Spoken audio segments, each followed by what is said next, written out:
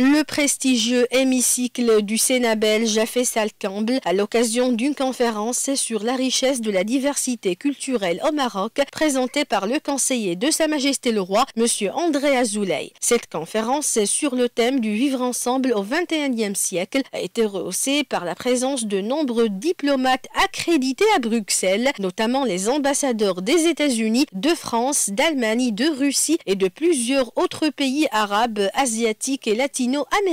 Dans son intervention, M. Azoulay a mis en exergue la singularité du judaïsme marocain et sa résilience à travers une histoire de 3000 ans. J'ai le sentiment que cette réalité marocaine que nous incarnons, que nous portons tous, musulmans et juifs, cette grande histoire, cette belle histoire, ce soir a été partagée. Elle a été écoutée et peut-être même qu'elle a été comprise. Et moi, je suis heureux qu'on ait contribué à cette pédagogie. C'est une pédagogie qui n'est pas simplement celle de la rhétorique ou de la convenance. On a parlé des choses vraies. On a dit le réel.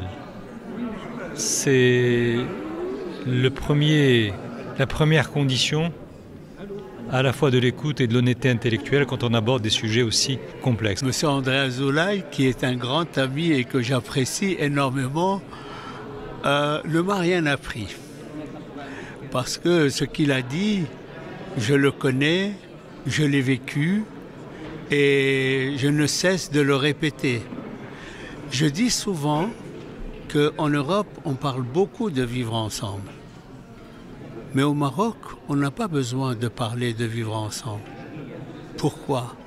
Parce que le vivre ensemble est naturel. Parce que le vivre ensemble est conjugué au quotidien. Parce que le vivre ensemble au Maroc est une réalité existante depuis toujours. De son côté, le président du comité de coordination des organisations juives de Belgique, Johan Benizvi, a exprimé sa fierté en tant que Belge d'origine marocaine et de confession juive de participer à l'organisation de cette rencontre qui constitue l'illustration éloquente du vivre ensemble et du partage. La raison pour laquelle nous avons organisé cet événement, c'était justement pour montrer qu'il y avait une possibilité de rapprochement des cultures sans pour autant que ce soit fait dans l'opposition, dans la violence. Au contraire, c'est une relation que j'entretiens avec le Maroc de par mon histoire, parce que mes parents sont originaires du Maroc, mais également un lien d'amitié, presque de fraternité avec l'ambassadeur du Maroc qui s'est développé dans le temps. Parce qu'effectivement, nous partageons des valeurs, des orientations qui nous permettent d'organiser ce type de rencontres.